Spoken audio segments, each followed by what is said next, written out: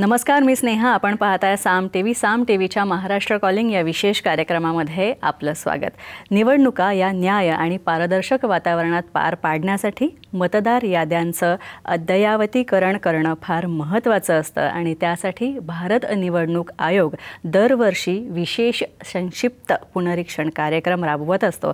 यावर्षीसुद्धा हा कार्यक्रम सुरू आहे आणि त्याबद्दलच आपण जाणून घेणार आहोत. आणि त्यासाठी साम टीव्हीच्या स्टुडिओत आलेले आहेत राज्याचे मुख्य निवडणूक अधिकारी श्रीकांत देशपांडे सर. सरांचं स्वागत करूया. सर, तुमचं स्वागत. धन्यवाद. सरांची थोडक्यात ओळख करून देते. श्रीकांत देशपांडे सर हे भारतीय प्रशासकीय सेवा महाराष्ट्र केडरच्या 1991च्या तुकडीचे अधिकारी आहेत. फेब्रुवारी 2021मध्ये महाराष्ट्राचे मुख्य निवडणूक अधिकारी म्हणून त्यांनी कार्यभार स्वीकारला आणि या जबाबदारीच्या सोबतच ते अप्पर मुख्य सचिव देखील आहेत. त्यांनी अफगाणिस्तान तसंच दक्षिण सुदान प्रजासत्ताकमधल्या संयुक्त राष्ट्र मिशनमध्ये आंतरराष्ट्रीय नागरी सेवक म्हणून काम केलेलं आहे. चला तर मग आता चर्चेला सुरुवात करूया. सर, तुमचं पुन्हा एकदा स्वागत.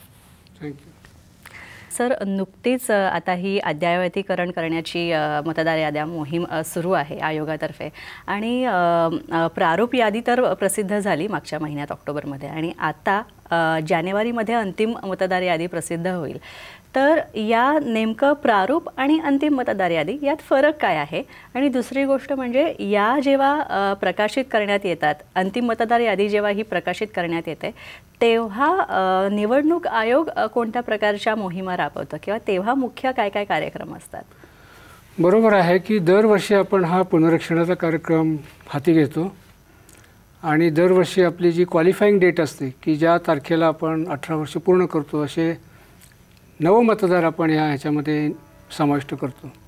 तर ते पुनरीक्षणाचा कार्यक्रम सध्या चालू आहे आणि आपल्याला माहिती आहे, जसं तुम्ही सांगितलं की 27 ऑक्टोबरला आपण प्रारूप याद्या प्रसिद्ध केल्या आणि प्रारूप याद्या प्रसिद्ध करण्यापूर्वीसुद्धा आपण घरोघरी आपला मतदार केंद्र अधिकारी जो असतो, ज्याला आपण BLO म्हणतो, तो प्रत्येक घरामध्ये गेला आणि मतदारांची त्यांनी व्हेरिफिकेशन केलं, तपासणी केली आणि त्याच्यामध्ये जे मयत मतदार आहेत किंवा जे कायमस्वरूपी सोडून गेलेले आहेत त्याची आपण या कार्यक्रमामध्ये वगळणी करतो आणि जे नवीन मतदार झालेले आहेत तर त्यांची आपण याच्यामध्ये मतदार म्हणून नोंदणी करतो. त्यामुळं ही एक प्रकारची मतदार याद्यांची एक उजळणी असते, दरवर्षी आपण करतो. आता 27 ऑक्टोबरला हे याद्या प्रसिद्ध झालेल्या आहेत आणि सध्याचा जो काळ आहे, पिरियड आहे, तो नवीन अर्ज स्वीकारण्याचा आहे आणि हा कार्यक्रम जवळजवळ 9 डिसेंबरपर्यंत चालू राहील.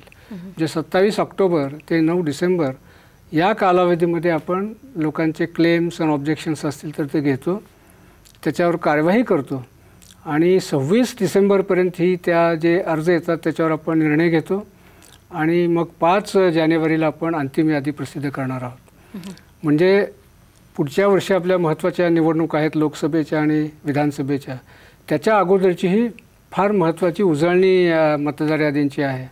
त्यामुळं 5 तारखेला जो आपली अंतिम यादी प्रसिद्ध होईल त्याच्यामध्ये जे 18 वर्षाचे मतदार ज्यांनी 18 वर्ष पूर्ण केलेले आहेत त्यांचे आपण ह्याच्यामध्ये रजिस्टर करतो आणि जे मयत आहेत किंवा सोडून गेलेले आहेत तर त्याची आपण उजळणी करतो, त्याची वगळणी करतो आणि ही यादी आपण प्रसिद्ध करतो. सर, मतदारांचा एक प्रश्न असा असतो की दरवर्षी माझं नाव मतदार यादीत आहे की नाही हे तपासणं माझ्यासाठी का गरजेचं आहे? कारण लोकसभा असो किंवा विधानसभा निवडणूक असो, नावाची नोंदणी तर होते, मात्र दरवर्षी का मग मतदार यादीत आपलं नाव आहे हे तपासणं मतदारासाठी गरजेचं आहे? खरं म्हणजे दरवर्षी आपण हे उजळणी जेव्हा करतो त्यावेळेला आपण जे मयत झालेले आहेत ते आपण वगळतो किंवा जेव्हा आमचे BLO प्रत्येक घरोघरी जातात आणि त्यावेळेला त्यांना असं लक्षात आलं की हे कायमस्वरूपी सोडून गेलेले आहेत, त्यामुळे स्थलांतरित केले आहेत, तर ते आपण त्याच्यामध्ये वगळतो. त्यामुळे अशा ह्याच्यामध्ये वगळणी आणि ही प्रक्रिया सतत चालू असते. त्यामुळे कदाचित आपलं नाव जर वगळलं गेलं असेल तर ती खात्री करणं गरजेचं आहे. की बऱ्याच लोकांना असं वाटतं की माझ्याकडं पूर्वीचं मतदार कार्ड आहे म्हणून मला मताचा अधिकार प्राप्त होतो. तर मताचा अधिकार केव्हा प्राप्त होतो तर त्याचं नाव मतदार यादीमध्ये असेल तरच होतो.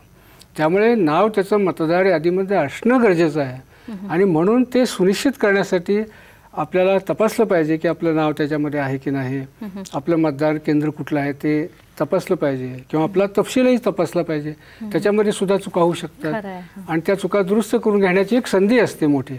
आणि म्हणून प्रत्येकाने आपलं नाव आहे की नाही, त्याचा तपशील बरोबर आहे की नाही हे तपासण्याची गरज आहे.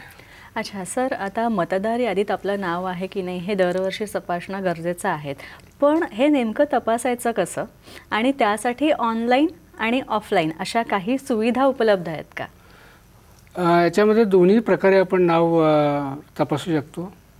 जसं 27 ऑक्टोबरला जी मतदार यादी प्रसिद्ध झालेली आहे ती CO ऑफिसच्या वेबसाईटवर आहे, जिल्हाधिकाऱ्यांच्या वेबसाईटवर आहे, इलेक्शन कमिशनच्या वेबसाईटवर आहे. त्यामुळे ती सगळी यादी आपल्याला फिजिकल स्वरूपामध्ये पाहता येते. तसंच निवडणूक जे नोंदणी अधिकारी आहेत त्यांच्या कार्यालयामध्ये सुद्धा उपलब्ध असते.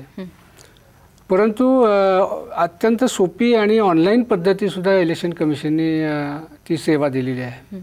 आणि त्याच्यामध्ये 2 प्रकारे आपण तपासता येतं. एक पहिलं म्हणजे व्होटर्स हेल्पलाईन ॲप, जे मोबाईलधारक आहेत त्यांच्यासाठी फार चांगली सुविधा आहे. तर त्यांनी जर मोबाईल त्याच्या ह्याच्यामध्ये जर हेल्पलाईन ॲप, जे व्होटर्स हेल्पलाईन ॲप जर डाउनलोड केलं तर त्याच्यामध्ये आपल्याला पाहता येतं. किंवा दुसरी एक सोय आहे की इलेक्ट्रोल सर्च, आमची electoralsearch.eci.gov.in हे एक संकेतस्थळ आहे. त्या संकेतस्थळाला सुद्धा आपण भेट दिली तरीसुद्धा इलेक्ट्रोल सर्च या ऑप्शनखाली आपलं नाव आहे की नाही तपासता येतं. आणि हे तपासण्यासाठी 3-4 पद्धतीने आपल्याला तपासता येतं. कारण आपल्याला प्रत्येक मतदाराच्याकडे जे व्होटर कार्ड असतं त्याच्यामध्ये बारकोड असतो, QR कोड असतो किंवा त्याचा तपशील असतो. तर आणि त्याचा एपिक नंबर पण असतो, त्याचा युनिक नंबर जो असतो त्या आय कार्डचा तर त्यामुळे कुठल्याही बाबीचा वापर करून आपण तपासू शकतो. समजा तुमच्याकडे वोटर कार्ड हरवलेलं आहे, समजा तुमच्याकडे उपलब्ध नाही आहे, तर तुमचं तपशील जरी भरला, तुमचं नाव, आडनाव, जन्मतारीख किंवा वय, तरीसुद्धा तुम्हाला ते नाव तुमचं तपासता येतं. आणि आता इलेक्ट्रोल सर्च या वेबसाईटवर जर आता तुमचा जर मोबाईल नंबर तुम्ही रजिस्टर केला असेल जेव्हा तुम्ही नाव नोंदणी करता, त्यावेळेला मोबाईलच्या नंबरवरनं सुद्धा तुम्हाला नाव तुमचं आहे की नाही याच्यात पाहता येतं.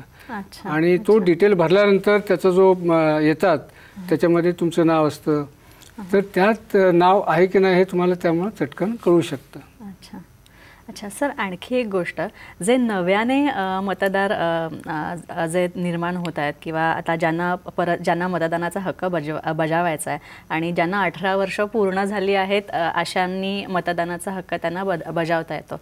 मात्र हे जे विशेष संक्षिप्त पुनरीक्षण असतं तर या दरम्यान नवमतदारांना सुद्धा नाव नोंदवता येतं, पण त्यांच्यात हाही संभ्रम आहे की नेमकं 18 वर्ष पूर्ण मग कुठल्या महिन्यात आणि 18 वर्ष पूर्ण तर आणि नेमके किती दिवस, या सगळ्या क्रायटेरियात कुठल्या क्रायटेरियात आपण बसतो किंवा वयाची पात्रतेची अट आपण पूर्ण करतोय की नाही याबद्दल खूप संभ्रम असतो. तर हा दूर करण्याच्या दृष्टीने आपल्याला काय सांगता येईल?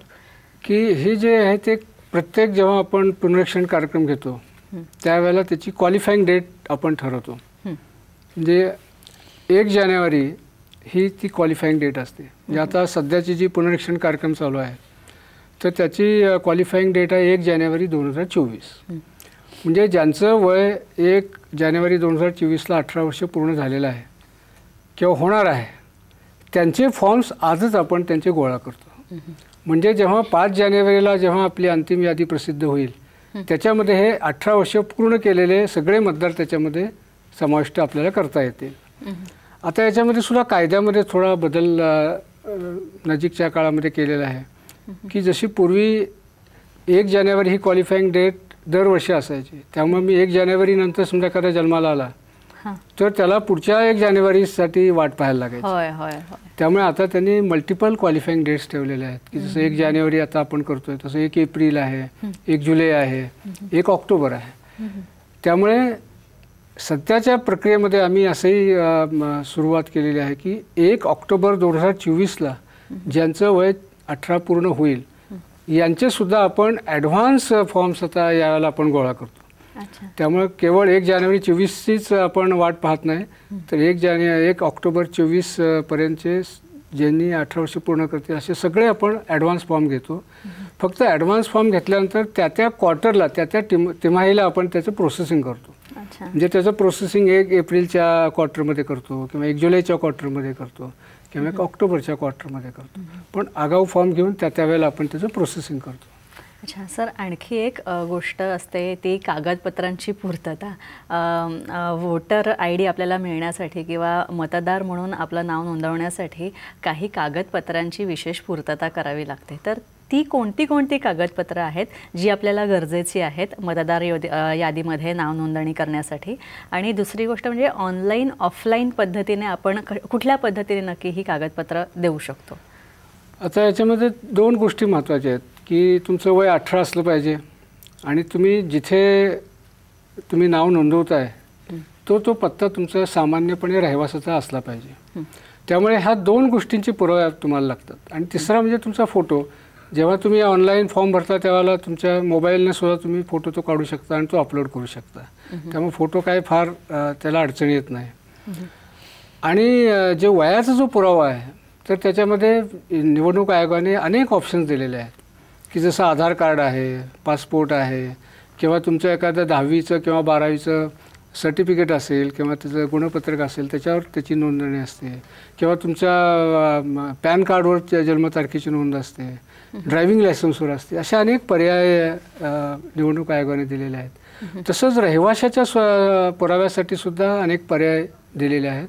त्याच्यामध्ये तुमचं पासपोर्ट आहे, त्याच्यानंतर आधारवर तुमचा ॲड्रेस असतो, आधार आहे किंवा युटिलिटीज जे आहेत म्हणजे जसं विजेचं बिल आहे, टेलिफोनचं बिल आहे तर त्याचेसुद्धा आपल्याला देता येतात किंवा बँकेचं तुमचं पासबुक आहे त्याच्यावरसुद्धा ॲड्रेस पूर्ण असतो तर बँकेचं पण पासबुक तुम्ही त्याचं देऊ शकतात. त्यामुळे असे अनेक पर्याय दिलेले आहेत. पण बऱ्याच वेळेला काय होतं की यातलं कुठलंही जरी डॉक्युमेंट तुमच्याकडे नसलं पण तुमच्याकडे दुसरा एखादा पुरावा असेल की जिथं तुमचा ॲड्रेस लिहिलेला आहे किंवा तुमचा वयाचा जन्मतारीख लिहिलेली आहे तर तसेसुद्धा पुराव्याची तुम्हाला सोय निवडणूक आयोगाने केलेली आहे. पण काही परिस्थितीमध्ये कसं होतं की त्यांच्याकडे कुठलीच कागदं नसतात. जसं देह व्यवसाय करणाऱ्या स्त्रिया असतील किंवा तृतीयपंथी असतील किंवा बेघर असतील तर त्यांना कुठलीच ह्याची कागदपत्र बऱ्याच वेळेला उपलब्ध नसतात. अशा वेळेला निवडणूक आयोगाने त्यांना एक विशेष सुविधा दिलेली आहे की त्यांना कुठलीही कागदपत्राची गरज भासू नये म्हणून त्यांचं एक स्वघोषणापत्र आपण त्यांच्याकडनं घेतो की माझं नाव अमुक अमुक आहे, माझं वय अमुक अमुक आहे आणि मी खालील पत्त्यावर राहतो. आणि मग तिथे आमचा जो मतदान केंद्रस्तरीय अधिकारी आहे तो तिथं भेट देतो, तो खात्री करतो तिथं आहे की नाही आणि त्या आधारावर सुद्धा आपण त्यांना मतदार म्हणून नोंदणी करू शकतो. आता ही प्रक्रिया 2 पद्धतीने करू शकतो. त्याचे फॉर्मसुद्धा उपलब्ध आहेत मतदार नोंदणी कार्यालयामध्ये किंवा आमच्या वेबसाईटवर सुद्धा उपलब्ध आहेत. तेच डाउनलोड करून ते सुद्धा फॉर्म्स आपण भरू शकता. आणि ऑनलाईनमध्ये सुद्धा 2 प्रकारच्या सुविधा आहेत. एक म्हणजे जसं मी मगाशी म्हणाले की व्होटर्स हेल्पलाईन ॲप हे जर तुमच्या मोबाईलमध्ये डाउनलोड केलं आणि त्याचा एक अकाउंट तुम्ही काढला तर त्या मोबाईलवरून सुद्धा तुम्हाला हे फॉर्म सगळे भरता येतात. किंवा ECIने जे एक व्होटर्स पोर्टल दिलेलं आहे त्याच्यामध्ये voters.eci.gov.in या वेबसाईटवर जर गेलं तर तिथंसुद्धा आपल्याला ऑनलाईन पद्धतीने हा फॉर्म भरता येतो. आणि जेव्हा आपण हे फॉर्म भरतो त्यावेळेला त्याचे डिटेल्स असतात ते आपण भरायला लागतो आणि नंतर मग तेच प्रॉम्प्ट करते की आता मग तुमचा फोटो अपलोड करा किंवा तुमचे जन्मतारखेचा पुरावा अपलोड करा किंवा रहिवासीचा पुरावा अपलोड करा.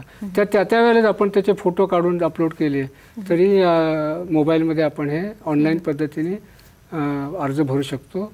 अर्ज भरल्यानंतर तुम्हाला एक रेफरन्स नंबर मिळतो. तो रेफरन्स नंबरच्या आधारावर सुद्धा तुमच्या अर्जावर काय प्रक्रिया आहे, कुठपर्यंत त्याची प्रक्रिया झालेली आहे, त्याचा स्टेटस काय आहे हे सुद्धा आपल्याला पाहता येतं. नक्की सर, आपण सरांकडनं आणखी माहिती घेणार आहोत या संदर्भात की समजा जर तुमचं वोटर ID हरवलं असेल तर काय करायचं किंवा तुम्हाला आणखी काही दुरुस्त्या हव्या असतील त्यात तर आणखी काय करायचं त्याबद्दल सुद्धा सर आपल्याला सांगणार आहेत. मात्र त्याआधी एक छोटासा ब्रेक महाराष्ट्र कॉलिंगमध्ये.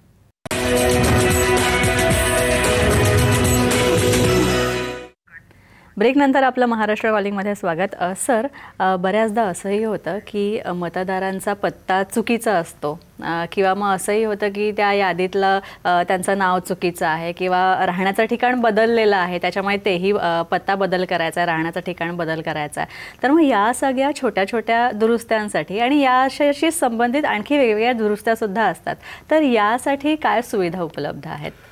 हां, याच्यामध्ये दुरुस्त्यासुद्धा आपल्याला करता येतात आणि त्या ऑनलाईन ऑफलाईन दोन्ही मोडमध्ये आपण करतो.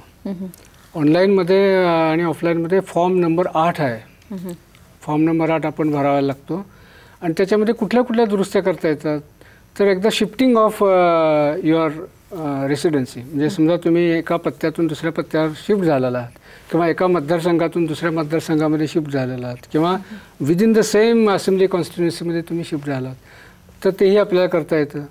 किंवा तुमच्या तपशिलामध्ये बदल आहे, जसं तुमचं लिंग बदललेलं असेल, डेट ऑफ बर्थमध्ये चुका असेल किंवा पत्त्यामध्ये काही चूक झालेली असेल किंवा तुमचे जे रिलेशनमध्ये हजबंड किंवा फादर ह्याच्यामध्ये काही बदल असतील, तर हे सगळे दुरुस्ती आपल्याला 8 नंबरच्याच फॉर्ममध्ये करता येतात. तसंच 8 नंबरच्या फॉर्ममध्ये आपण समजा एका दिव्यांग मतदार आहे, तर तो सुद्धा आपला चिन्हांकित करू शकतो. म्हणजे चिन्हांकित एवढ्यासाठी करतात की त्याच्या जोगे आपल्याला इलेक्शन मशिनरीला आपल्याला माहिती होतं की दिव्यांग कोण कोण आहेत आणि मतदानाच्या वेळेला आपल्याला त्यांच्यापर्यंत पोहोचता येतो, त्यांना मदत करता येते, त्यासाठी ते चिन्हांकित करू शकतात. आणि समजा आपलं व्होटिंग कार्ड हरवलेलं आहे, समजा चोरी झालेलं आहे किंवा एखाद्या आगीमध्ये किंवा नॅचरल कॅलॅमिटीमध्ये हे गेलेलं आहे किंवा म्युटिलेट झालेलं आहे, म्हणजे ते पाहताच येते, फोटो दिसत नाही, असं झालं असेल, तर तो सुद्धा आपल्याला त्याच 8 नंबरच्या फॉर्ममध्ये आपल्याला ते डिटेल्स देऊन तो नवीन आयडेंटिटी कार्डसुद्धा आपल्याला मागता येतं. तर हे सगळ्या सुविधा फॉर्म नंबर 8मध्ये आहे. अच्छा सर, आता सगळ्यात भारताचं एक वैशिष्ट्य आपल्या देशाचं सांगायचं झालं तर तरुणांचा देश आहे हा, तरुणांची संख्या खूप आहे. तर अशा तरुणांचा मतदानाच्या प्रक्रियेत सहभाग कसा असतो, त्याबद्दल तुमची काही निरीक्षणं आहे का, त्याबद्दल एक जाणून घ्यायला आवडेल.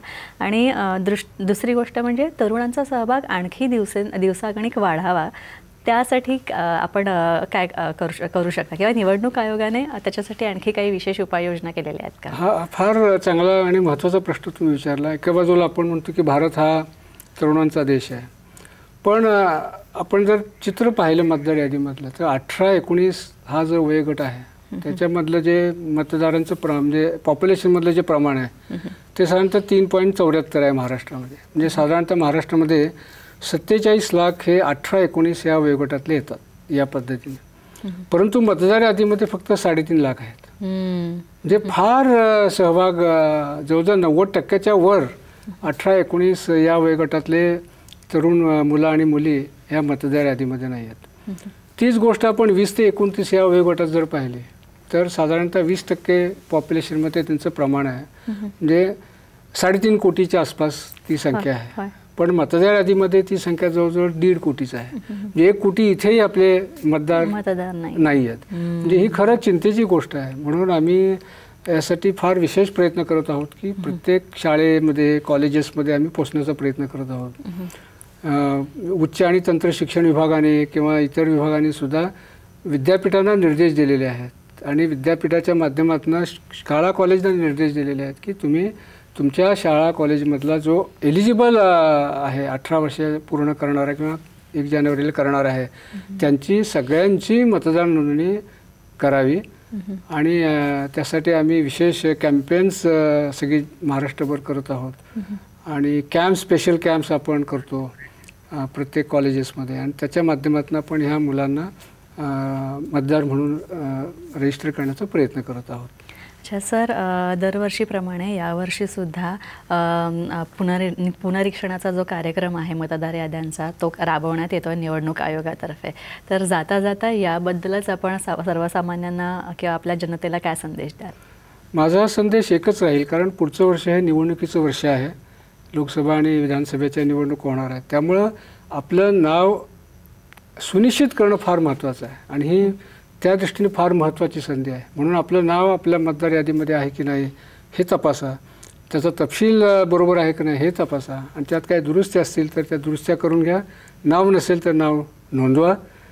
हे फार महत्त्वाचं आव्हान या निमित्ताने मी सगळ्यांना करतो. सर, आणखी एक आवाहन या दृष्टीने सुद्धा होऊन जाऊ दे की जास्तीत जास्त मतदारांनी मतदानाचा हक्क बजावावा यासाठी एक आव्हान होऊन जाऊ दे. नाही, हे फार महत्त्वाचं आहे, कारण आपल्याकडे मतदानाची टक्केवारी नॅशनल ॲव्हरेजपेक्षा कमी आहे. त्यामुळे मतदानाची टक्केवारी कशी वाढवणे महत्त्वाचं आहे आणि त्यासाठी प्रत्येकाने आपला मताधिकार बजावला पाहिजे. ते निश्चित महत्त्वाचं आहे. पण त्याची पहिली पायरी जी आहे ती मतदार नोंदणी आहे. आणि म्हणून या स्टेजला आपण सगळ्यांनी आपलं नाव आहे याची खात्री करून घेणं आणि नाव रजिस्टर करणं हे फार महत्त्वाचं आहे. सर, तुम्ही इथे आलात आणि खूप माहिती चांगली आमच्याशी शेअर केलीत, प्रेक्षकांना माहिती दिलीत, प्रेक्षकांना आवाहन केलं, त्यासाठी खूप खूप आभार. धन्यवाद. यानंतर इथेच थांबतोय. नमस्कार.